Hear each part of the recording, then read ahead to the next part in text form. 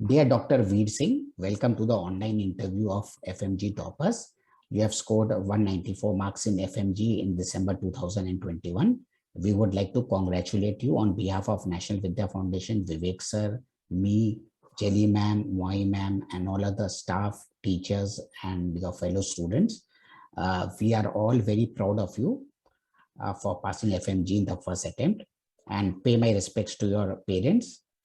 And thank you sir, thank you. Welcome to the show. Welcome to the show. Thank you sir very much. तो हम लोग start करते हैं. You are from which city and which state? Sir, I am from Uttar Pradesh, Lucknow, and my birthplace is Gonda. So basically, I am belonging from Gonda. Gonda. Who all are there in your family? Sir, in my family, there is my father. I have 3 siblings, 3 sisters, and my mother is passed away just 2 years back. So very sorry to hear that. Okay. What are your 3 sisters doing? One sister is already married, and the one is preparing for the textile designing course, and the other one is B.Ed. She is preparing for TET and for teachers. Okay. Yeah. And what does your father do? Sir, my father is in government employee, Jawahar Navodaya Vidyalaya. So okay. He is a government employee. Okay, very nice, very nice. And आपने class 10 कौन से school से पढ़ा है और कितना marks आया था आपको क्लास 10 में? सर मैंने क्लास 10 तो जवाहर नवोदय विद्यालय बलरामपुर से किया, चूंकि मेरे फादर वहीं पे कार्यरत थे तो मुझे पढ़ने का अवसर मिला। और मैंने 8.4 जीपीसी होता था कुछ उस समय, 80 परसेंटाइल, जी 80 परसेंटाइल होता था, और 12th में 77% मार्क थे मेरे। Very good. एंड क्लास 12 में आपने एग्जाम भी दिया हुआ AIPMT? यस सर, मैंने प्रिपरेशन की थी। तो बताइए। ठीक है, मैंने प्रिपरेशन की थी, लगभग 2-3 साल मैंने दिया, और चूंकि पहले हम CPMT की प्रिपरेशन कर रहे थे जो स्टेट का, एवरेज स्टूडेंट था मैं, बहुत खास नहीं था। तो CPMT ऐसा लगता था कि हो जाएगा, मतलब अगर सही से तैयारी किया तो। उस वक्त उस स्टेज पे आते आते CPMT कैंसिल हो गया, नीट आ गया। और नीट का लेवल थोड़ा टफ था, मतलब मैं समझ गया था कि मुश्किल है, क्योंकि मैं 450 तक स्कोर किया था, पर अगर आप जनरल कैटेगरी से बिलोंग करते हैं तो 550 आज के डेट में तो कुछ नहीं है सर, सिलेक्शन ही नहीं हो रहा है। तो फिर मैंने संपर्क किया, मुझे कॉल आया, मतलब कॉल आते रहते थे कि आप फॉरेन से करना चाहते हैं। तो पहले तो बहुत मतलब लगता था कि फॉरेन कैसे होगा, क्या होगा, और फिर MCI का एग्जाम है, चूंकि परसेंटेज, पासिंग परसेंटेज भी बहुत कम रहते हैं MCI के एग्जाम के, पहले तो बहुत ही कम थे, अब तो कुछ बढ़ गए हैं। तो वो सब भी फैक्टर थे। तो चूंकि कोई और मतलब ऑप्शन था नहीं, और मैं जानता था कि मैं मेहनती हूँ, ये तो मुझे मालूम था। तो मैं ऐसा सोचता था कि ठीक है, जाऊंगा मैं, करूंगा, मेहनत करूंगा, वापस आने के बाद भी मेहनत कर सकता हूँ, 5 साल पढ़ूंगा। तो यही सब सोच के फिर मैं निकल गया। मैंने कहा ठीक है, बढ़ते हैं। जैसे कि फॉग में जब हम लोग चलते हैं सर तो नहीं दिखता है रास्ता, लेकिन जैसे जैसे बढ़ते जाते हैं तो रास्ता दिखने लगता है। रास्ता दिखने लगता है जी। तो वही सोच के मैं बढ़ गया फिर, और आज यहाँ पे हूँ। तो आपने फिलीपींस क्यों चूज किया? सर फिलीपींस चूंकि 2 बहुत मेन रीजन थे। पहला कि मैंने चाइना और रसिया के पासिंग ग्राफ वगैरह देखे उस समय मैंने, तो बहुत डाउन था, और दूसरा लैंग्वेज बैरियर था वहाँ पे। फिलीपींस में ये बहुत अच्छी बात थी, यहाँ वहाँ पे लैंग्वेज बैरियर नहीं। वहाँ मैं गया तो 99% people they are speaking English and they can understand very well. तो ये बहुत अच्छा फैक्टर था, वहाँ पे बैरियर लैंग्वेज पे नहीं था, इससे पढ़ने में भी बहुत आसानी हुई, और रहने खाने और मतलब ढलने में भी कोई ऐसी दिक्कत नहीं आई हम लोग को। और वहाँ के लोग काफी कोऑपरेटिव थे। बाकी देशों का तो मैं नहीं कह सकता लोगों के बारे में, पर लैंग्वेज बैरियर तो वहाँ पे मैंने देखा है, मेरे दोस्त वगैरह थे। तो ये सोच के ही मैंने फिलीपींस चुना उस समय। ओके। तो आप फिलीपींस कौन से ईयर में गए थे? सर मैं 2017 में गया था, फेब बैच था 2017 में। तो आप कौन से कोर्स में गए थे? BSMD में गए थे कि मतलब BS की MD में गए थे डायरेक्ट? सर हम लोगों ने मैंने BS ज्वाइन किया था, क्योंकि मैं ग्रेजुएट नहीं था। अच्छा। तो मेरे पास ऑप्शन नहीं था डायरेक्ट MD का। डायरेक्ट MD का ऑप्शन नहीं था। तो आपने अब्रॉड में एडमिशन इसलिए लिया क्योंकि इंडिया में कॉस्ट बहुत हाई था ना? एग्जैक्टली वो अफोर्डेबल नहीं था, और हाँ, अगर गवर्नमेंट में नहीं हो रहा आपका और आप मतलब सोच रहे हैं प्राइवेट में, तो अगर आप मिडिल फैमिली से बिलोंग करते हैं तो बहुत टफ हो जाता है। बहुत तो ही टफ है। हमारे लोग के लिए तो बिल्कुल नहीं अफोर्डेबल था सर। हाँ, नहीं ऐसे भी तो आजकल हमने का कॉस्ट 80 लाख रुपीज हो गया है। 81 करोड़, हाँ, 1 करोड़ ये के तो इतना आसपास। तो आप मतलब मान के ही चलिए, उससे मान के। ज्यादा भी। मेरे हाँ हाँ। जान पहचान के बहुत लोग हैं, तो इंटरनल फीसेस बहुत हैं सर। इंटरनल फीसेस वो कहते हैं कि आपका 30-40 लाख हो जाएगा। अरे बाबा रे। ओके। एंड आपका फॉरेन में पढ़ाई करने का क्या एक्सपीरियंस था? आपके लोकल फ्रेंड्स थे, उनका बिहेवियर कैसा था? फिलिपिनोज का बिहेवियर कैसा है टुवर्ड्स इंडियंस? उसके जी बारे में कुछ बताइए। जी, वहाँ के पीपल्स, वहाँ के लोग बहुत कोऑपरेटिव हैं। और ये आप पे भी डिपेंड करता है कि आप लोगों को कैसे डील करते हैं। अगर आप मतलब आप अपने बिहेवियर को अच्छा रखते हैं, लोगों से अच्छे से बात करते हैं, अच्छे से पेश आएंगे, उनको रिस्पेक्ट देंगे, तो सीधी सी बात है आपको भी वही वापस मिलेगा। और अगर आप मतलब मिसबिहेव करेंगे उनके साथ, या बदतमीजी करेंगे, या जैसा भी आप करेंगे, तो वो इन रिटर्न वो मिलेगा, वो हर कंट्री में। लेकिन वहाँ के लोग बहुत कोऑपरेटिव हैं। वो आपको, अगर आपको नहीं, आप गलती भी करते हैं तो वो लोग उसको फॉरगिव भी कर देते हैं एक बार, कि ठीक है, फॉरेनर है, नहीं हुआ।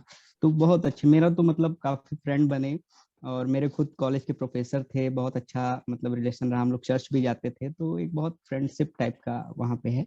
ऐसा मुझे कोई दिक्कत नहीं आई आज तक 5 सालों में। अच्छा, आपके साथ कितने इंडियन स्टूडेंट्स पढ़ाई कर रहे थे? सर मेरे साथ, मेरे बैच में तो लगभग 220 स्टूडेंट रहे होंगे। मतलब एक बैच चलता था 60-70 का, लेकिन 4 बैच थे, तो 220-230 स्टूडेंट रहे होंगे। ओवरऑल मेरे हिसाब से 2000 स्टूडेंट तो होंगे ही। अब और बढ़ गए होंगे तो मैं बता नहीं सकता। कौन से कॉलेज में थे आप? सर मैं AME स्कूल ऑफ मेडिसिन में था, वहाँ पे अच्छा। मैंने एडमिशन लिया। और आप कहाँ पर स्टे कर रहे थे? सर वहाँ पे एक स्ट्रीट है, बोनिफिशियो करके है। तो पहले बॉनीफिट। तो मैं वहाँ रहता था, फिर सेंट्रल पार्क है और तमाम जगह हैं जहाँ पे आप रह सकते हैं। अफोर्डेबल है काफी। काफी आपके पास चुनाव करने के काफी रास्ते हैं वहाँ पे। तो स्टेइंग का मतलब क्या कॉस्ट आता था, मतलब पर पर्सन अप्रोक्सीमेटली? ये सर, अगर आप जैसे कि सेंट्रल पार्क है, तो हम्म। एक प्रकार से माना जाता है कि वो सस्ता है। हम्म। और चूंकि हर देश में है, आप जितना अच्छा आप फैसिलिटी चाहते हैं वो तो महंगा होता जाएगा। हम्म। लेकिन एवरेज देखें तो आप 10 से 15 हजार रुपए अगर आप देखें, तो आप रहने खाने का आराम से हो जाता है। इंक्लूडिंग फूड एंड हॉस्टल, दोनों को मिला जी के? जी जी। Food and flat. अच्छा, वहां पर फूड कैसा मिलता था, उसके बारे में कुछ बताइए। सर वैसे तो क्रिश्चियन कंट्री है, तो आप उम्मीद करिए नॉन वेजिटेरियन तो ज्यादा ही होगा। हम्म। लेकिन वहाँ पे इंडियन मेस हैं। हम्म। तो ऐसा नहीं है कि आप अगर, जैसे आप नॉन वेजिटेरियन हैं प्योर, तो आपको कोई दिक्कत नहीं होनी है। तमाम इंडियन मेस हैं। और खाने की बहुत अच्छी सुविधा है वहाँ पे। ऐसा कोई मतलब मुझे कभी नहीं लगा कि मुझे आज रोटी नहीं मिली। तो वहाँ पे खाने का कोई दिक्कत नहीं। क्लाइमेट कैसा है वहाँ का? तो क्लाइमेट बहुत अच्छा है वहाँ का। वहाँ ठंडी नहीं पड़ती है हम्म। और गर्मी रहता है, लेकिन वो पढ़ने के लिए बहुत अच्छा क्लाइमेट है। मैं मानता हूँ कि दिसंबर वगैरह में एक चादर की जरूरत पड़ती है। और बाकी बहुत अच्छा वहाँ पे क्लाइमेट है। बरसात होता है और गर्मी पड़ती है, लेकिन पढ़ने के लिए अच्छा है मतलब। पढ़ने के लिए अच्छा। तो अब वहां पर जो ये होती है, डिजीजेस होती है, वो इंडिया की तरह होती है कि अलग होती है? सर हाँ, कुछ डिजीजे तो सेम है, जैसे कि डेंगू है, हम्म। तो डेंगू के केसेस थे वहाँ, मलेरिया ये सब थे। और बाकी बहुत ज्यादा डिफरेंस नहीं है डिजीज में भी, लगभग लगभग सेम है। सेम ही टाइप का डिजीजेस है। हम्म। अच्छा, आपका एक्सपीरियंस कैसा रहा विद एनवी फाउंडेशन का स्टाफ का? विवेक सर है, जेली मैम है, मोई मैम है, तो लोग आपको हेल्प करते थे मैं वीजा के लिए और ये सब बाकी काम के लिए? सर वैसे तो मैं जब गया था तो विवेक सर तो साथ में ही थे हमारे फ्लाइट में। हम्म। तो लगातार हम लोग को करते रहते थे कि अब यहाँ आना है, अब यहाँ जाना है, क्योंकि हमारा तो फर्स्ट टाइम था तो कुछ मालूम नहीं था। हम्म। तो उन्होंने हम लोग को डायरेक्शन दिया, उस समय भी कॉल पे डायरेक्शन दिया कि अब आप यहाँ आइए, अब यहाँ करिए, यहाँ पे अपना हम्म। पासपोर्ट दिखाइए। तो ये सब चीजें थी। और वहाँ पहुँचने के बाद हमको रिसीव भी किया गया। हम्म। जैली मैम ने रिसीव किया था। और फिर हमें अपने कॉलेज तक पहुंचाया गया। उन्होंने हमें हॉस्टल दिलाने में भी बहुत मदद की। उन्होंने हमें दिखाया कि ये आपके पास ऑप्शंस हैं, आप यहाँ रह सकते हैं, जो भी आपको अफोर्डेबल लगे। तो और फिर वीजा रिन्यूअल में कहीं भी कोई दिक्कत नहीं आई, जहाँ भी हमें प्रॉब्लम होती थी उनकी ऑफिस थी, हम वहाँ जाते थे, वो हमारी पूरी मदद करते थे। और हमें कभी ऐसा नहीं लगा कि विवेक सर ने मतलब लाके छोड़ दिया फिर अब कोई देख रेख नहीं। आप कभी भी चाहें उनसे बात कर सकते हैं, कभी वहाँ पे ऑफिस ही है, वहाँ पे तो स्टाफ ही है, तो ऐसा कहीं कभी लगा नहीं कि मतलब कोई देख रेख नहीं है। आपको कोई भी प्रॉब्लम मेरे हिसाब से नहीं होगी अगर आप विद्या नेशनल फाउंडेशन से जाते हैं तो। अच्छा, कोई भी बच्चा अगर फॉरेन जाता है, सपोज आप फॉरेन गए, तो वहां पर कुछ में डिफिकल्टीज आप आपने फेस किया एज रिगार्ड टू स्टडीज और एनीथिंग? शुरू में तो थोड़ी लैंग्वेज की डिफिकल्टी, क्योंकि मुझे इंग्लिश आती नहीं थी।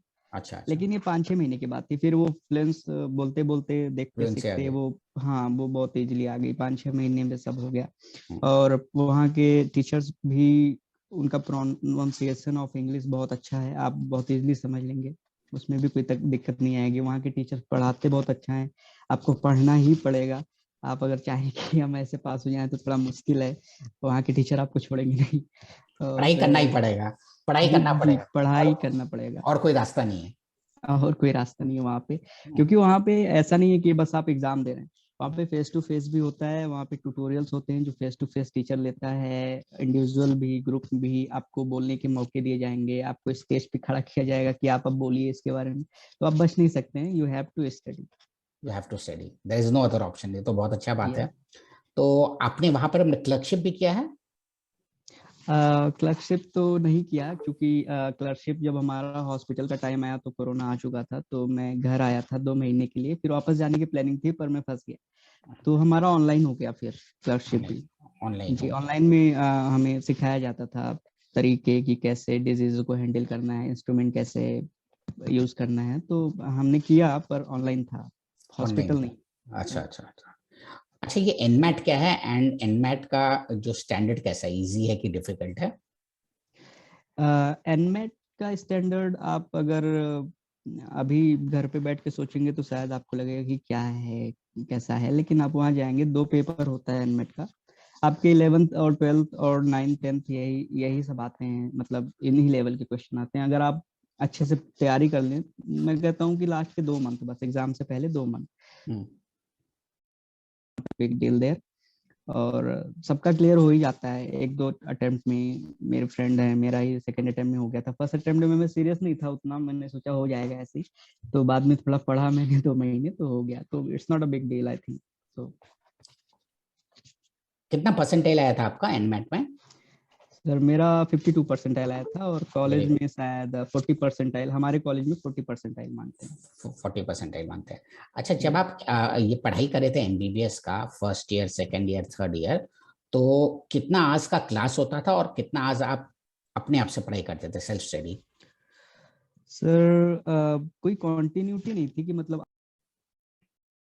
या 6 आवर क्लास है, जैसे वहाँ पे होता था कि सब्जेक्ट वाइज थे, मतलब मॉड्यूल वाइज थे, तो जैसे एक मॉड्यूल है, मान लीजिए कार्डियोवैस्कुलर है, हम्म। और उसमें टॉपिक्स हैं 30, हम्म।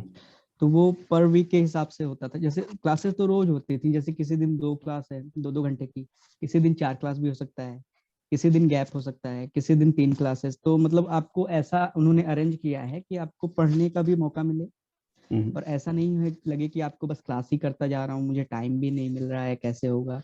तो आपको पढ़ने का मौका मिलेगा, आपको गैप भी मिलेगा, और चूंकि आप मतलब क्लास के आने के बाद वो ऐसा माहौल ही क्रिएट कर देंगे कि आपको पढ़ के ही जाना पड़ेगा, क्योंकि वहाँ पे किसी को भी रेंडमली उठा के पूछ लेते हैं, तो अगर आप नहीं पढ़े रहेंगे तो एक वो फील होता है एम्बेरसमेंट हो कि जाता है, हाँ। हाँ एम्बेरसमेंट होता है, तो ये चीजें हैं, तो आपको पढ़ना, और प्रेशर भी रहता है, मतलब in the sense, pressure in the sense कि आपको रहता है दिमाग में, नहीं मुझे पढ़ना है वरना कल प्रोफेसर पूछेंगे तो क्या बताऊं, ये चीजें ये वहाँ पे बढ़ गया हम्म। और आप कितने घंटे में सेल्फ स्टडी करते थे? है। सर सेल्फ स्टडी कॉलेज के बाद, आने के बाद मैं कॉलेज का पूरा रिवीजन कर लेता था, और पर डे का मेरा 4-5 घंटे का सेल्फ स्टडी था। हम्म। फिर कॉलेज का जो पढ़ाते थे, एफएमजी की स्टडी के पहले की बात है, जैसे थर्ड ईयर में ही, हम्म। तो 4-5 घंटे तो आराम से रोज हो जाता था, उतना तो कॉलेज का ही प्रेशर था, आप उससे बच नहीं सकते हैं, मतलब और एक्स्ट्रा कर लें तो बात अलग है। हम्म। ठीक है। आपने जैसे एफएमजी में फर्स्ट अटेम्प्ट में ये कर लिया जी क्लियर, तो आपका जी इसके पीछे मतलब क्या सीक्रेट है? क्योंकि एफएमजी और भी स्टूडेंट से मेरा बात हुआ और कंट्रीज में जो पढ़ाई करते हैं, बोलते हैं बहुत डिफिकल्ट है, पास नहीं जी होते जी बच्चे, लेकिन आपने तो फर्स्ट अटेम्प्ट में पास कर लिया, तो आपका सीक्रेट क्या है? सर, बिहाइंड दिस मेरा एक बहुत बेस्ट फ्रेंड है, रवि पांडे नाम है उसका। रवि पांडे, तो अच्छा। उसने उसने पहले मुझे कहा कि तुम मैरो ले लो, जब मैं थर्ड ईयर में था। हम्म क्योंकि ऐसा था कि क्लर्कशिप में जाने के बाद हमको टाइम नहीं मिलता, हमारा फोर्थ ईयर से क्लर्कशिप स्टार्ट हो जाता, तो मैंने सोचा थर्ड ईयर में मैरो लेके मैं नोट्स बना लेता हूँ, हम्म ताकि मैं क्लर्कशिप करते करते इसका रिवीजन करता रहूंगा। हम्म तो और रवि इसके पीछे बहुत बड़ा फैक्टर है, क्योंकि उससे वो बताता नहीं तो मैं लेता नहीं हूँ, फिर ऐसे चलता रहता। हम्म तो फिर मैंने जो है मैरो लेके फिर 7-8 घंटा पर डे मैंने शुरू किया। मैंने टारगेट बनाया था कि 6-7 वीडियो मुझे देखना ही देखना है, उन वीडियो के रिवीजन करने हैं, उससे रिलेटेड क्वेश्चन करने हैं, फिर आगे बढ़ जाना है। ऐसे सारे सब्जेक्टों का मैंने प्लान बनाया था। मैंने नोट्स भी काफी बना लिए थे, 90%। फिर हम्म। मैं इंडिया आया 2 महीने के लिए, फिर मेरे नोट्स वही रह गए सारे जितनी मेहनत की थी सब वही रह गए। वहीं पर रहेगा फिर फिर। मैंने तो फिर से मैंने जीरो लेवल से स्टार्ट किया, मैंने नोट्स मंगाए मैरो के, फिर से हम्म मैंने सारे वीडियो देखे, वही हम्म टारगेट बना के 6-7 वीडियो पर डे। हम्म और मैंने 7-8 महीने कंटिन्यू 7-8 घंटे पढ़े होंगे, ज्यादा भी हो गया होगा। मेरा हम्म टारगेट रहता था, मेरा घंटा नहीं रहता, टारगेट रहता था कि 7 वीडियो मुझे करना है, इसके क्वेश्चन करने हैं, हम्म और फिर इसका रिवीजन, और मुझे ऐसे ही सारे मॉड्यूल खत्म करने हैं। कि जैसे मान लीजिए सर्जरी में 60 वीडियोस थे, तो मेरे 10 दिन में हो जाते थे, हम्म 12 दिन में। तो फिर से मैंने जीरो लेवल से शुरू करके 7-8 महीने में 3-4 बार रिवीजन भी किया उनका। और लास्ट के 1 मंथ में मैंने 12 से 14 घंटे तक पढ़ा। क्योंकि मेरे ब्रेन में बस घूम रहा था एफएमजी मुझे करना है, मुझे टाइम वेस्ट नहीं करना है, फर्स्ट टाइम ही निकाल के इसको निकालो, क्योंकि ये एक रुकावट था। नीट हम्म पीजी करेंगे आप, यूपीएससी एग्जाम देंगे आप, तो जब तक ये नहीं है तब तक आप वहां जा ही नहीं सकते। तो ये एक हम्म ताला था जो हम्म मुझे खोलना था, पहले इसको खोल लो फिर तो दिखेगा ही रास्ता। तो हम्म ये था, तो उसके लिए बहुत मतलब बस मैं फोकस था मेरे टारगेट पे। और फिर मैं एग्जाम देके निकला तो मुझे लग गया था कि हो जाएगा। पेपर टफ था इस बार का, फर्स्ट पेपर तो काफी टफ था, पर अगर आपकी तैयारी अच्छी है तो फर्क नहीं पड़ता है पेपर कैसा है। तो मुझे तो उम्मीद था कि अगर मई जैसा पेपर आता, दिसंबर जो आया हुआ था, तो मेरे 220-230 तो इजीली आते, लेकिन अच्छा, फिर भी 194 इट्स फाइन। अच्छा ही मार्क्स है 194, कोई बहुत खराब मार्क्स जी तो है जी नहीं, जी काफी अच्छा मार्क्स है। तो एफएमजी मतलब बहुत टफ नहीं है, अगर आप पढ़ाई करेंगे तो जी। आप आराम से पास कर सकते हैं। एक बात आपको अगर आप स्टूडेंट से बातें करें, तो जैसे आप वीडियो शेयर करेंगे, तो एक बात मैं उनसे स्पेशली बोलना चाहूंगा।